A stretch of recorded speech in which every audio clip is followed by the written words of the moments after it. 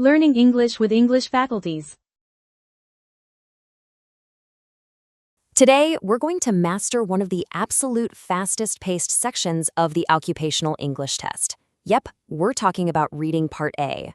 Now, if you're a healthcare professional, a nurse, a doctor, a pharmacist, and you're prepping for the OET, you already know that passing this test is literally your ticket to working in countries like the UK, Australia, and the USA.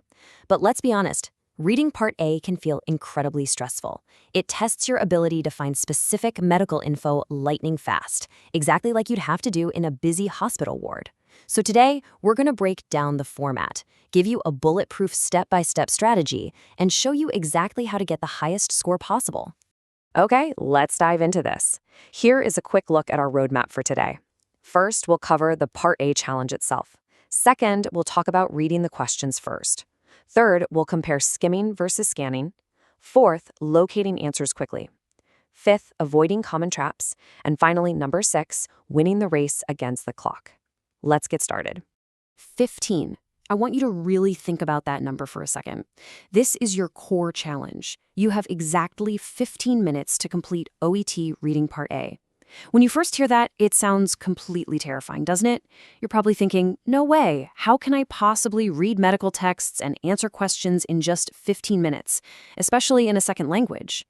And you know what? That stress is completely valid. It is a very strict time limit, but I promise you, with the right strategy, 15 minutes is actually more than enough time. You just need to know how to play the game. Section 1, the Part A challenge. It sounds impossible, but it's a race you can absolutely win. And this brilliantly illustrates exactly what you're up against. You are not being tested on deep, complex medical knowledge here. Instead, you're being tested on a very specific workplace skill, finding practical information under pressure. You'll be given 4 short, informational texts, things you typically look at on the job, like treatment guidelines, medication dosages, or equipment instructions. Alongside those 4 texts, you've got 20 questions to answer, all inside that tight 15-minute window. The questions are broken down into 3 task types: a matching task, where you simply decide which text contains what info, and then short answer and sentence completion tasks where you actually fill in the blanks. Section 2. Read the questions first. This is going to be your new best friend. So the crucial point is this: always read the questions first. It is the single biggest habit change you have to make. Most of us have this natural instinct to read a text from start to finish before we even peek at the questions. Well, for OET Reading Part A, you have to break that habit right now. If you try to sit there and read all 4 medical texts first, you're going to waste valuable minutes, and honestly, you won't even know what information you're supposed to be looking for. It's just a total waste of time. Instead, let the questions be your guide. They tell you exactly what you need to hunt down. Your test will always start with matching questions, usually questions 1 through 7. You should absolutely always do these first. By reading question 1 and then just quickly glancing over the 4 texts to see which one talks about that topic, you start to naturally learn the layout. You aren't reading deeply at all. You're just using these first 7 questions to figure out where things live. Like, is text A a table of dosages? Is text B a list of patient symptoms? Doing these matching questions first builds a sort of mental map in your head, and that makes finding specific answers later on so much faster. Section 3. Skimming versus scanning. Let's look at the tools you'll use to navigate. To get through these texts quickly, you've got to use 2 very distinct cognitive tools. Because remember, you can't read every single word, or those 15 minutes will just vanish. Skimming is all about reading quickly to find the general idea or the layout. You're just trying to get the gist of what the document is about. Scanning, on the other hand, is completely different. Scanning is like acting as a human search engine. When you scan, you are hunting for specific target words, specific names, or exact numbers. You basically ignore everything else on the page until your eyes lock right onto that specific detail you need.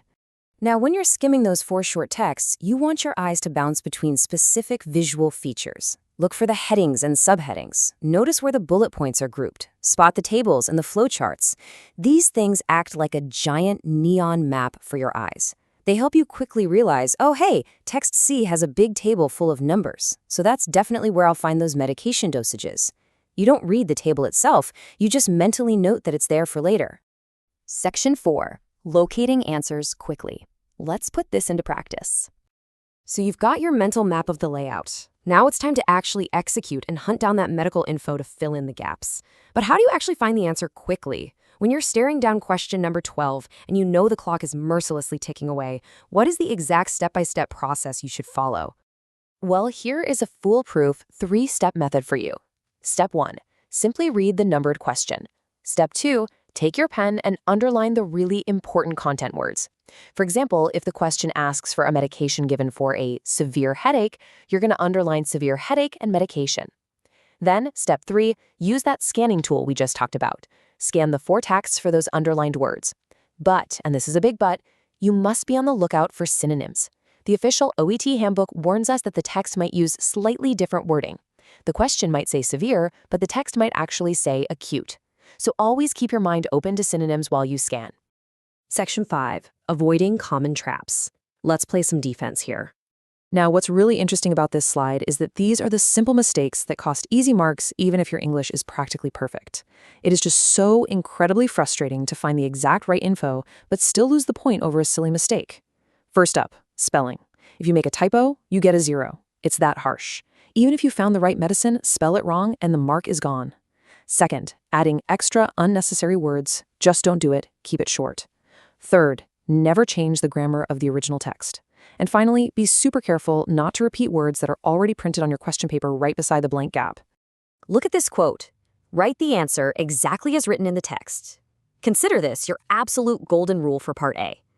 If the text says 700 milliliters, you just write 700 milliliters. Please do not invent full sentences. Do not try to impress the assessors with your advanced grammar by changing the words around. You are simply lifting a piece of information from a medical document and copying it accurately and legibly onto your answer sheet. That's literally all they want to see. Section 6. Winning the race. Time to wrap up and manage that clock. Let's move to and see how this builds a perfect time management strategy for the actual exam room. Step 1. Keep a brisk pace. Move quickly. Step 2, and listen closely, this is vital. If you can't find an answer within about 30 or 40 seconds, skip it. Do not let one stubborn question steal 3 whole minutes from you. Skip it and go gobble up all the easy marks first.